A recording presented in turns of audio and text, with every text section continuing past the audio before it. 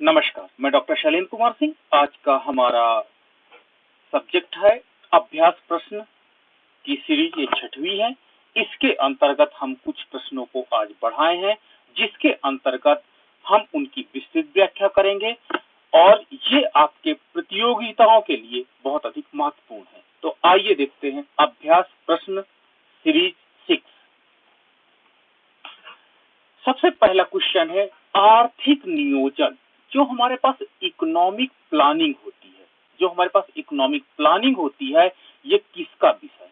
3 विषय होते हैं, याद रखना। एक संघ सूची का विषय होता है, संघ सूची का विषय जिस पर अधिकतर प्लानिंग केंद्र सरकार करती है। ठीक है। दूसरा राज्य सूची का विषय होता है। राज्य सूची के विषय में क्या होता है, इसकी प्लानिंग स्टेट गवर्नमेंट करती है, यानी संघ सूची में जितने भी डिसीजन होते हैं वो केंद्र सरकार लेती है। राज्य सूची के अंतर्गत जितने विषय होते हैं, इस पर प्लानिंग करने का अधिकार राज्य को होता है। और वही तीसरी आपके पास होती है समवर्ती सूची। समवर्ती सूची वो सूची होती है जिस पर राज्य सरकार तथा केंद्र सरकार दोनों क्या करते हैं, प्लानिंग करते हैं, डिसीजन लेते हैं। तो हमारे पास आर्थिक नियोजन किसका विषय है? राज्य सूची, संघ सूची का है कि राज्य सूची का है कि समवर्ती सूची का है कि किसी विशेष सूची, यानी कोई विशेष सूची तो नहीं बनाई गई, उसका है। तो इसमें आपको बताना है कि किस सूची का विषय है। तो वास्तव में आर्थिक नियोजन जो हमारे पास पार्ट आता है, क्योंकि आर्थिक नियोजन, इकोनॉमिक डेवलपमेंट एक आर्थिक नियोजन पर ही निर्भर करती है और आर्थिक नियोजन से ही इकोनॉमिक डेवलपमेंट पॉसिबल होता है। तो इस प्रकार हम ये कह सकते हैं कि आर्थिक नियोजन जो है वो समवर्ती सूची का विषय है, अर्थात इसमें केंद्र सरकार या राज्य सरकार दोनों मिलकर के कार्य करेगी। नेक्स्ट क्वेश्चन है नाबार्ड। नाबार्ड का आपने नाम सुना होगा। नाबार्ड जो ग्रामीण विकास के लिए ऋण देता है, रूरल डेवलपमेंट का ये लोन प्रोवाइड करता है। रूरल डेवलपमेंट के लिए लोन प्रोवाइड करता है। वो क्या है? जो नाबार्ड है वो क्या है? बैंक है कि बोर्ड है कि खंड है कि विभाग है? नाबार्ड को आप इन निम्न 4 कैटेगरी में आप किस कैटेगरी में आप रखोगे? बैंक की कैटेगरी में कि बोर्ड की कैटेगरी में कि खंड की कैटेगरी में कि विभाग की कैटेगरी में? तो हमारा करेक्ट आंसर है नाबार्ड एक प्रकार का बैंक है जो रूरल डेवलपमेंट के लिए फंडिंग का कार्य करता है। साथ ही साथ ग्रामीण क्षेत्र के विकास के लिए जो अदर बैंक भी हैं उनको भी ये सपोर्ट करता है। इसकी स्थापना 1982 में हुई थी और इसका मुख्य उद्देश्य था रूरल सेक्टर में लोन प्रोवाइड करना, रूरल डेवलपमेंट का कार्य देखना। इसलिए क्योंकि हमारे पास जो ग्रामीण बैंक बनाए गए थे, क्षेत्रीय ग्रामीण बैंक 1975 में बनाए गए थे, वो सफिशिएंट एग्रीकल्चर सेक्टर डेवलपमेंट के लिए लोन प्रोवाइड नहीं कर पा रहे थे। इसलिए भारत सरकार ने इसे 1982 में इसकी स्थापना की और इसका मुख्य उद्देश्य था अर्थव्यवस्था में इकोनॉमिक डेवलपमेंट के लिए, यानी रूरल डेवलपमेंट के लिए लोन प्रोवाइड करना। तो आता हमारा आंसर करेक्ट है, इट इज अ बैंक। हमारे पास नेक्स्ट क्वेश्चन है सार्वजनिक क्षेत्र से तात्पर्य है। सार्वजनिक क्षेत्र से तात्पर्य है, ये पब्लिक सेक्टर का मतलब क्या होता है? ये जो आपका ये अधिकतर यूज किया जाता है वर्ड सार्वजनिक क्षेत्र। एक वर्ड यूज किया जाता है सार्वजनिक क्षेत्र, सार्वजनिक क्षेत्र। दूसरा वर्ड किया जाता है निजी क्षेत्र। तो निजी क्षेत्र तो जानते हैं आप कि निजी क्षेत्र वो क्षेत्र होता है जिसमें निजी व्यक्तियों का स्वामित्व होता है, निजी व्यक्तियों का स्वामित्व होता है। लेकिन सार्वजनिक क्षेत्र वो होता है जिसमें सरकार का स्वामित्व होता है, सरकार का स्वामित्व होता है। ठीक है। इसमें सरकार क्या करती है? सारा चीज रेगुलेटिंग और मैनेजमेंट का कार्य, वही मॉनिटरिंग का काम भी गवर्नमेंट करती है। इसीलिए हम इसको सार्वजनिक क्षेत्र के नाम से जानते हैं। इसके अंतर्गत वाणिज्य एवं व्यापार पर सरकार का स्वामित्व होता है, वाणिज्य एवं व्यापार पर निजी क्षेत्र का स्वामित्व होता है, वाणिज्य एवं व्यापार पर क्या करते हैं, धनिकों, सॉरी ये धनिकों लिखा है, धनिकों का स्वामित्व होता है। वाणिज्य एवं व्यापार पर मौलिक रूप में निजी स्वामित्व सरकार ने ले लिया है। तो इसमें करेक्ट ऑप्शन आप देख सकते हो, that is a is the correct option, अर्थात वाणिज्य एवं व्यापार पर सरकार का स्वामित्व होता है, इसे हम सार्वजनिक क्षेत्र कहेंगे। वही निजी क्षेत्र में वाणिज्य एवं व्यापार पर निजी क्षेत्र का स्वामित्व होता है, दैट इज कॉल्ड। तो ये पहला ऑप्शन आपका क्या दिखाएगा, सार्वजनिक क्षेत्र। ये सार्वजनिक क्षेत्र, ये आपका क्या रिप्रेजेंट कर रहा है, निजी क्षेत्र को रिप्रेजेंट कर रहा है। ओके, तो यानी आपको हमने दोनों चीज डिफाइन कर ली कि निजी क्षेत्र क्या होता है और सार्वजनिक क्षेत्र क्या होता है। नाउ नेक्स्ट क्वेश्चन में हम आते हैं, क्वेश्चन नंबर 4 पर आते हैं। भारत के किस राज्य में शिशु मृत्यु दर सबसे कम है? भारत के किस राज्य में, यानी शिशु मृत्यु दर, अगर किसी इकोनॉमी में शिशु मृत्यु दर अधिक होती है, इसका तात्पर्य है कि वहां पे स्वास्थ्य सुविधाएं, पोषण की सुविधाएं प्रॉपर नहीं है।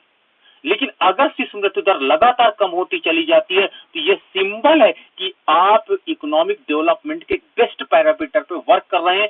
आपके यहाँ स्वास्थ्य सुविधाएं अच्छी हैं, आपके यहाँ पोषण की सुविधाएं अच्छी हैं, लोग लिटरेट हैं।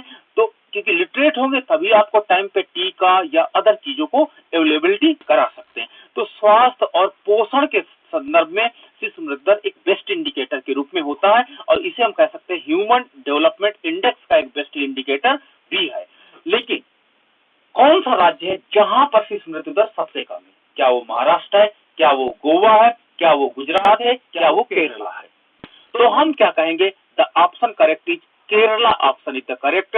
केरला में साक्षरता दर बहुत अच्छी है, वहां पर वुमेन्स जो औरतें हैं वो बहुत अधिक एम्पावर्ड हैं, वो डिसीजन खुद ले लेती हैं तथा स्वास्थ्य सुविधाएं और पोषण के लिए भी वो बहुत अधिक चिंतित रहती हैं तथा वहां पर इसीलिए शिशु मृत्यु दर सबसे कम है। नेक्स्ट क्वेश्चन हमारा है, 5th क्वेश्चन है, ऐसी विदेशी मुद्रा, कोई ऐसी फॉरेन करेंसी जिसमें शीघ्र पलायन कर जाने की, यानी शीघ्र पलायन कर जाती है, शीघ्र निकल जाती है, हट जाती है, कर जाने की प्रवृत्ति होती है, यानी कौन सी वो विदेशी मुद्रा है, मतलब वो विदेशी मुद्रा को हम क्या कहेंगे जो तुरंत पलायन हो जाती है, तुरंत चली जाती है, वापस हो जाती है? दुर्लभ मुद्रा, सुलभ मुद्रा, स्वर्ण मुद्रा या गर्म मुद्रा? इन 4 मुद्राओं में वो किस नाम से जानी जाती है? तो इसका करेक्ट ऑप्शन है गर्म मुद्रा के नाम से जानी जाती है, यानी ऐसी विदेशी मुद्रा जो शीघ्र पलायन कर जाए, शीघ्र पलायन कर जाए। शीघ्र पलायन कर जाने वाली मुद्रा जो है वो वास्तव में गर्म मुद्रा के नाम से जानी जाती है। नेक्स्ट क्वेश्चन हमारा नेक्स्ट क्वेश्चन है क्वेश्चन नंबर 6। भारत में केंद्रीय बैंक के सभी कार्यों को कौन सा बैंक संपादित करता है?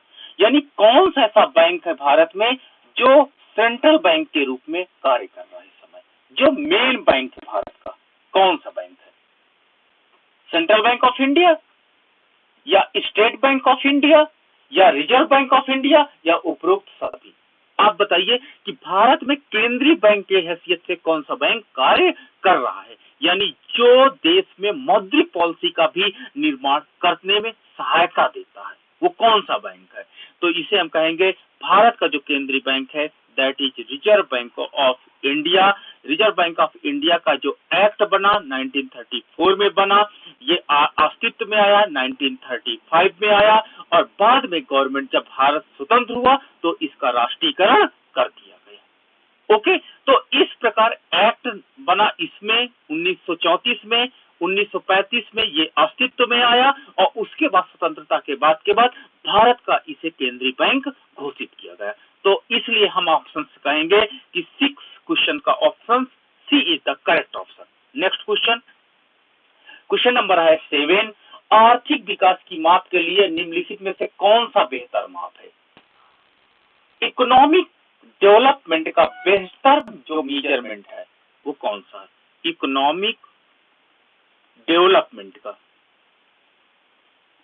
इकोनॉमिक डेवलपमेंट का इनमें से, याद रखना है तो बहुत अधिक, बट ये जो हमारे पास ऑप्शन अवेलेबल कराए गए हैं केवल इनमें से रोजगार अगर आपके देश में तो कहेंगे आप क्या कि इकोनॉमिक डेवलपमेंट हो रहा है, कि निर्यात लगातार बढ़ता जा रहा है तो आप क्या कहेंगे कि इकोनॉमिक डेवलपमेंट हो रहा है, कि ग्रामीण उपभोग बढ़ता जा रहा है तो इकोनॉमिक डेवलपमेंट हो रहा है, कि राष्ट्रीय आय बढ़ती जा रही है तो इकोनॉमिक डेवलपमेंट आप कहेंगे।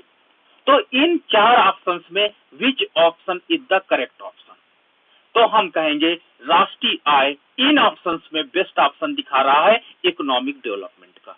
लेकिन याद रखना पर कैपिटा इनकम इससे बेटर ऑप्शंस दिखाने लगता। पर कैपिटा इनकम अगर वो होता तो मैं राष्ट्रीय आय पर ऑप्शन पर क्लिक नहीं करता, क्योंकि पर कैपिटा इनकम वहां पर और अच्छा मेजरमेंट दिखाने लगता। ओके, तो आप ये ऑप्शंस को जरूर देखिएगा कि पर कैपिटा इनकम तो आपके पास ऑप्शन नहीं है, प्रति व्यक्ति आय ऑप्शन तो नहीं है जो इकोनॉमिक डेवलपमेंट के मेजरमेंट को माप रहा। तो यहाँ पर मेरे पास चार ऑप्शन थे जिसमें सबसे बेस्ट मुझे राष्ट्रीय आय लगा इसलिए। लेकिन अगर पांचवा ई ऑप्शन होता पर कैपिटा इनकम का तो मैं क्लिक करता इस पर कि ये बेस्ट ऑप्शन को रिप्रेजेंट कर रहा। बट यहाँ पर ना होने के कारण मैंने राष्ट्रीय आय को कहा कि इन चार में से राष्ट्रीय आय आर्थिक विकास का बेहतर माप प्रस्तुत कर रहा है।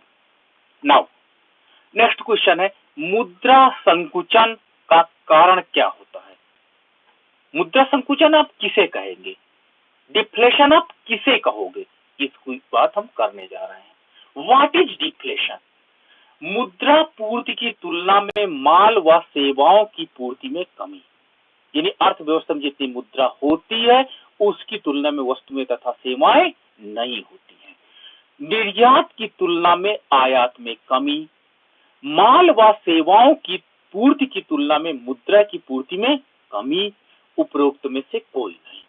तो मुद्रा संकुचन वो संग होता है जब अर्थव्यवस्था में माल तथा सेवाओं की पूर्ति तो होती है बट उसकी अपेक्षा मुद्रा की पूर्ति कम होती है।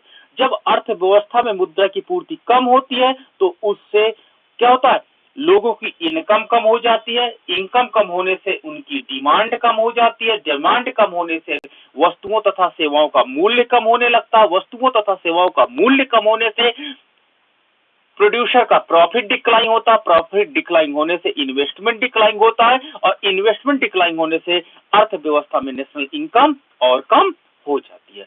तो अर्थव्यवस्था में मुद्रा संकुचन का तात्पर्य होता है जब अर्थव्यवस्था में माल एवं सेवाओं की पूर्ति की तुलना में मुद्रा की पूर्ति में कमी।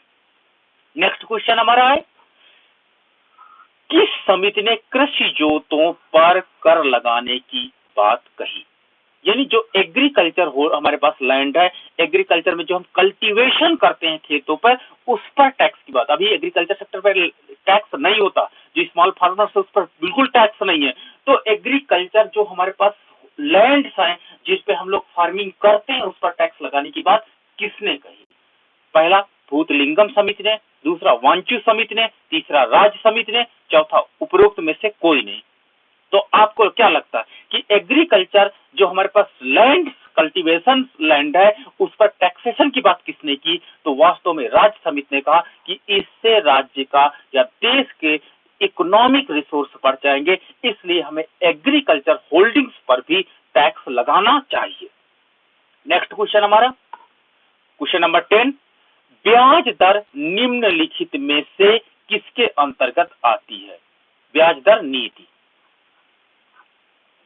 मोनेटरी ये जो इंटरेस्ट रेट पॉलिसी है ये किसके अंतर्गत आती है? क्या ये राजकोषीय नीति का एक पार्ट है? क्या ये औद्योगिक नीति का एक पार्ट है? क्या ये मौद्रिक नीति का एक पार्ट है या उपरोक्त में से किसी के अंतर्गत है? यानी जो हमारे पास इंटरेस्ट रेट पॉलिसी है, इंटरेस्ट रेट पॉलिसी है, ये किसका पार्ट है? किसका पार्ट है? यानी कौन है जो अपनी नीतियों के अंतर्गत कभी ब्याज की दर को बढ़ाने का आदेश करता है, कभी घटाने का आदेश करता है? तो हम कहेंगे ये मौद्रिक नीति का पार्ट है।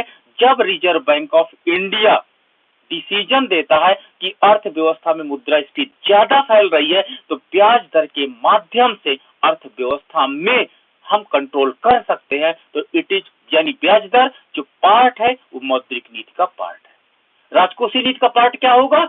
जब अर्थव्यवस्था में मौद्रिक नीति के साथ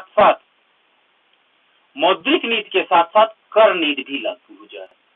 कर नीति, व्यय नीति, ये अगर ये 3-4 नीतियां एक साथ लागू हो जाती हैं तो उसे हम राजकोषीय नीति की संज्ञा देते, जिसमें monetary policy, taxation policy, expenditure policy, ये सारी पॉलिसीज उसमें आ जाती हैं। तो ये राजकोषीय नीति एक ब्रॉड कॉन्सेप्ट हो जाता है। मॉनेटरी पॉलिसी के अंतर्गत केवल मौद्रिक नीति के जरिए इकोनॉमिक डेवलपमेंट को कंट्रोल किया जाता है या रेगुलेट या ऑपरेट किया जाता है, उसे हम मौद्रिक नीति की संज्ञा देते हैं। नेक्स्ट क्वेश्चन हमारा 11th है, निवेश की दृष्टि से भारतीय अर्थव्यवस्था का निम्नलिखित में से सबसे बड़ा उद्योग कौन सा है, यानी जिसमें इन्वेस्टमेंट ज्यादा है। भारतीय अर्थव्यवस्था में कौन सा सेक्टर है जिसमें इन्वेस्टमेंट बहुत ज्यादा है? क्या वो चाय सेक्टर है, क्या वो सीमेंट सेक्टर है, क्या वो इस्पात सेक्टर है, क्या पटसन सेक्टर है? कौन सा सेक्टर है? तो वास्तव में इस्पात इंडस्ट्री में इन्वेस्टमेंट बहुत ज्यादा है। नेक्स्ट क्वेश्चन, संगम, क्वेश्चन नंबर 12, संगम योजना का उद्देश्य है। What is the main objective of Sangam plan? Sangam plan का क्या उद्देश्य है? चलिए बताइए। क्या इसके अंतर्गत गंगा के जल को प्रदूषण को मुक्त बनाना है, यानी जो गंगा के जल में प्रदूषण हो रहा उससे मुक्त करना है, ये है? क्या संगम क्षेत्र, संगम कहाँ? प्रयागराज में, प्रयागराज या इलाहाबाद में संगम क्षेत्र को पर्यटक स्थल के रूप में विकसित करना, क्या ये टारगेट है? क्या विकलांगों के कल्याण में वृद्धि करना है? क्या हिंदू समाज के विभिन्न वर्गों को समेकित करना है? तो संगम योजना का मेन टारगेट क्या है? संगम योजना वास्तव में दिव्यांग जनों से संबंधित है, यानी विकलांग जनों से संबंधित है और इनके कल्याण में वृद्धि करने के लिए योजना लागू की गई। तो ये विकलांगों से संबंधित है, जिसके अंतर्गत इनको साइकिल प्रोवाइड की जाती है, इनको सुविधाएं प्रोवाइड की जाती है ताकि इनके कल्याण में कोई कमी ना आने पाए, क्योंकि ये दिव्यांग है और इनको कल्याण के लिए आवश्यक स्पेशल पैकेज होना अनिवार्य है। तो वो पैकेज हमारा क्या पास क्या है? वो एक संगम योजना के नाम से जाना जाता है। नेक्स्ट है, विश्व बैंक का मुख्यालय निम्नलिखित में से किस स्थान पर है? वर्ल्ड बैंक, इकोनॉमिक डेवलपमेंट का जितना लोन होता है वर्ल्ड बैंक देता है। विश्व बैंक ही सारा इकोनॉमिक डेवलपमेंट का लोन देता है, दीर्घकालिक ऋण देता है और कम से कम ब्याज पर दर पर विश्व बैंक हमें लोन प्रोवाइड करता है ताकि हम अपनी अर्थव्यवस्था में आधारभूत संरचना का निर्माण कर सके। तो विश्व बैंक की एक महत्वपूर्ण भूमिका हो जाती है जब कोई देश आर्थिक संकट में फंस जाता है, जब कोई देश में वास्तव में आधारभूत संरचना का नहीं हो पाता, रोड नहीं बन पाती है। देखो हमारे पास स्वर्णिम चतुर्भुज योजना है, जो रोड बनाई गई, विश्व बैंक ने बहुत अधिक हेल्प की। तो वास्तव में विश्व बैंक का मुख्यालय कहां पर है, ये प्रश्न उठता है। तो मनीला में है कि वाशिंगटन डीसी में कि न्यूयॉर्क में कि जिनेवा में? तो answer correct is the Washington DC में विश्व बैंक का मुख्यालय है। एक राष्ट्र के, क्वेश्चन नंबर 14 में हम देखते हैं, एक राष्ट्र के धन में निम्नलिखित से क्या शामिल नहीं है, यानी किसको हम एक राष्ट्र के धन में शामिल नहीं करेंगे? उनके यहाँ जितनी खाने उपलब्ध है, जिसमें से हम मिनरल्स निकालते हैं उनको, कि उनके बांध को नहीं सम्मिलित करेंगे, कि उनकी मुद्रा और पूर्ति और मांग को नहीं सम्मिलित करेंगे, कि उनके पशुधन को नहीं सम्मिलित करेंगे। तो एक राष्ट्र के धन के अंतर्गत निम्नलिखित में से क्या शामिल नहीं करेंगे? तो वास्तव में इसका करेक्ट आंसर है उसकी मुद्रा की पूर्ति को हम शामिल नहीं करेंगे। उसकी खाने उसका धन है, उसके बांध उसका धन है, उसका पशुधन उसका धन है, बट उसकी मुद्रा की पूर्ति उसका धन नहीं है। Okay, now next question 15। 15वां क्वेश्चन है, राष्ट्रीय ग्रामीण विकास संस्थान नेशनल रूरल डेवलपमेंट इंस्टीट्यूट कहां पर है? National rural development institute Bharat में कहां पर है? क्या ये शिमला में है, क्या ये हैदराबाद में है, क्या पटना में है, क्या दिल्ली में है? तो वास्तव में इसका करेक्ट आंसर है हैदराबाद में है, यानी राष्ट्रीय ग्रामीण विकास संस्थान हैदराबाद में स्थित है। नेक्स्ट क्वेश्चन है क्वेश्चन नंबर 16। क्लोज्ड इकोनॉमी से तात्पर्य उस अर्थव्यवस्था से है। क्लोज्ड इकोनॉमी, याद रखना दो प्रकार की इकोनॉमी हमने स्टडी की थी, एक थी हमारी क्लोज्ड इकोनॉमी,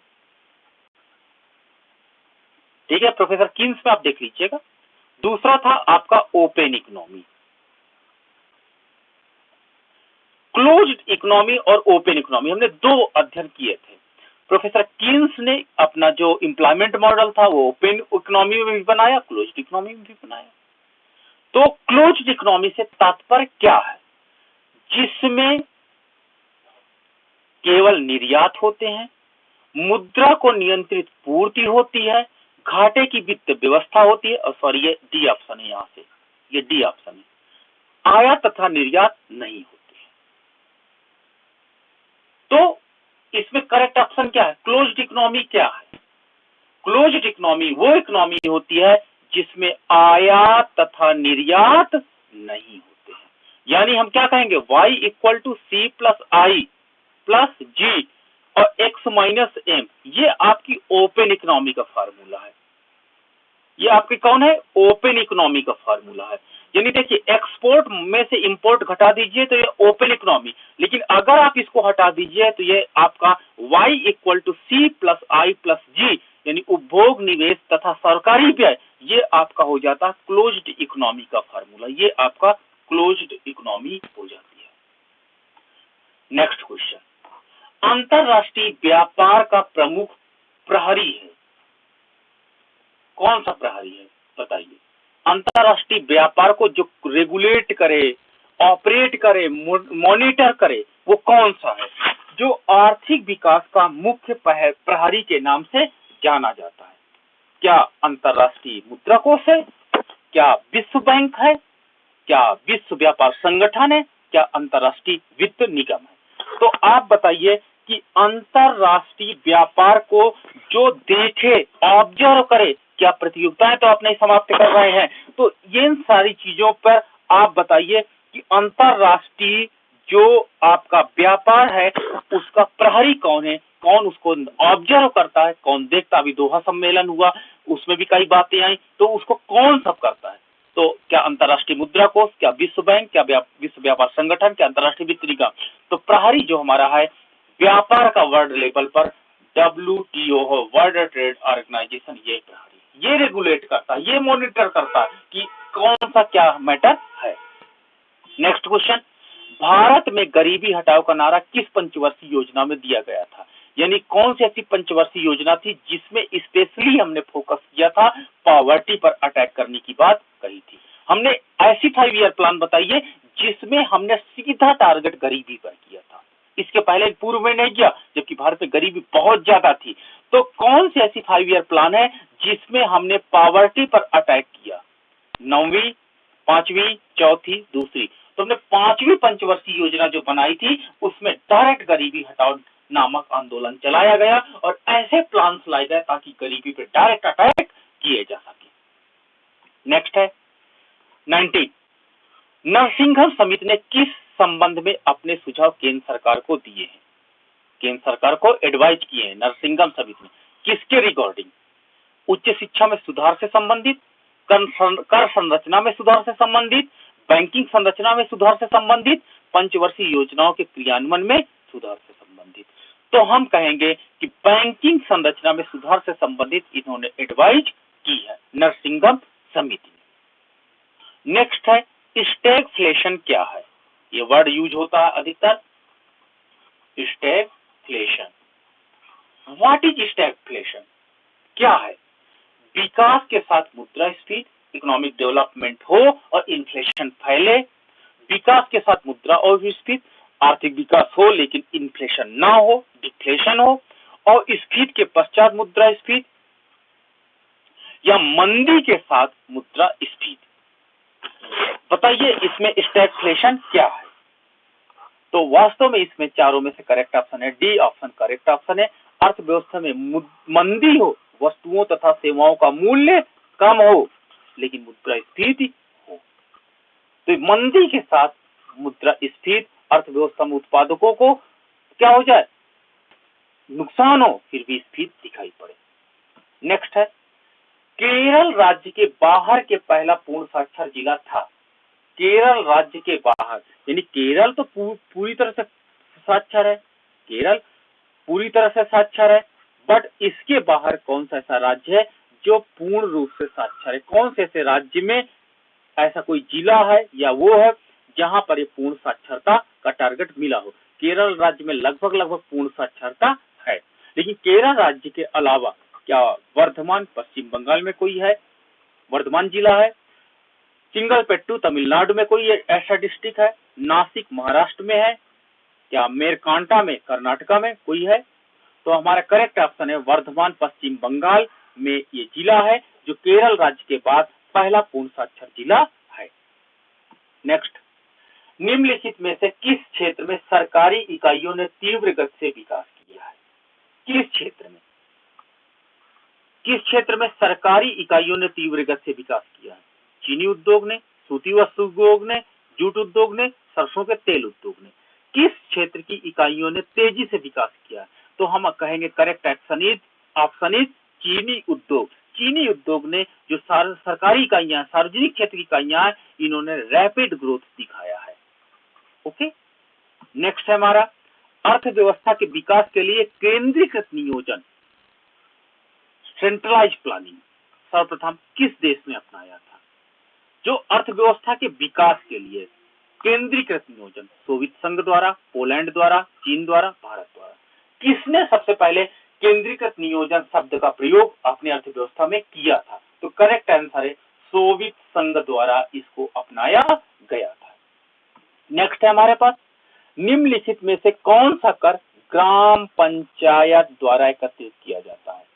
यानी आपको कौन सा है जो प्रधान जी टैक्स लगा सकते हैं और हटा सकते हैं? यानी ग्राम पंचायत समिति जो है कौन सा ऐसा टैक्स है जो लगा सकती है और हटा सकती है, और जो ग्राम पंचायत की वास्तव में इनकम सोर्स होता है, एक प्रकार से आय का एक साधन हो जाता है जो ग्राम विकास में यूज किया जा सकता है। क्या बिक्री कर लगा सकता है? नो, स्टेट लगाता है। सीमा शुल्क सेंट्रल लगा देता है। मेलों पर कर, उत्पाद शुल्क ये भी सेंट्रल लगाता है।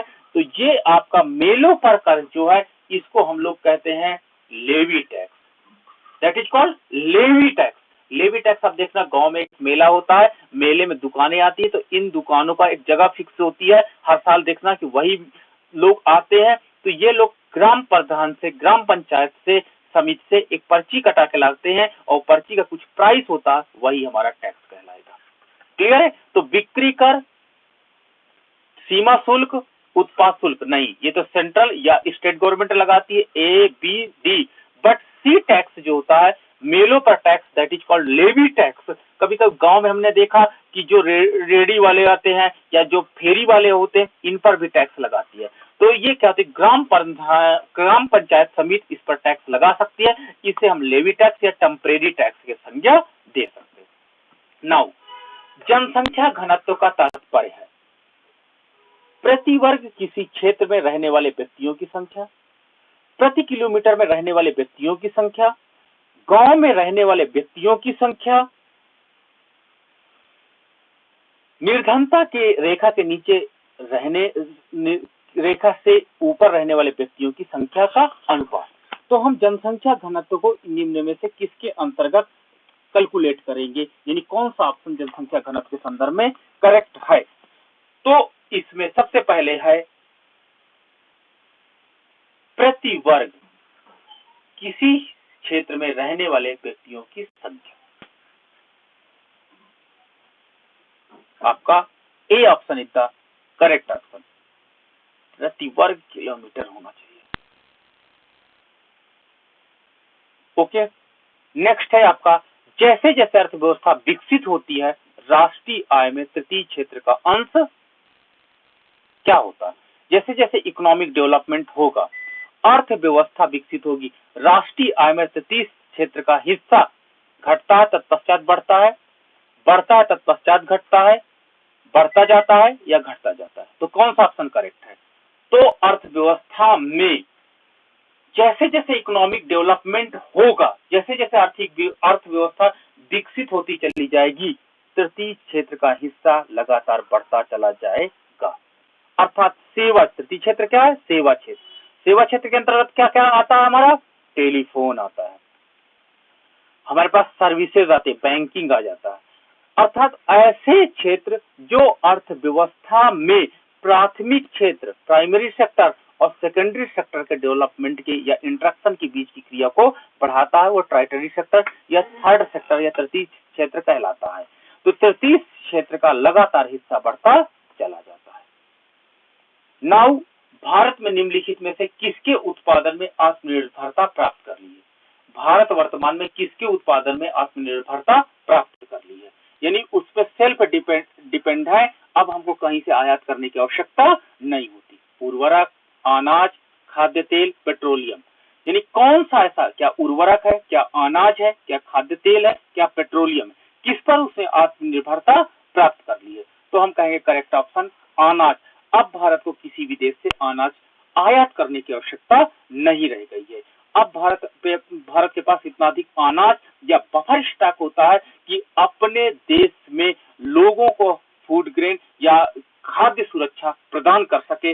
और वास्तव में हमारी जो पब्लिक डिस्ट्रीब्यूशन सिस्टम है, सार्वजनिक खाद्य वितरण प्रणाली है, जिसके अंतर्गत हमने खाद्य सुरक्षा जाल प्रदान किया है, वास्तव में इसीलिए क्योंकि हम अनाज पर वर्तमान में आत्मनिर्भर हो चुके हैं, इसलिए हम ऐसा करते हैं।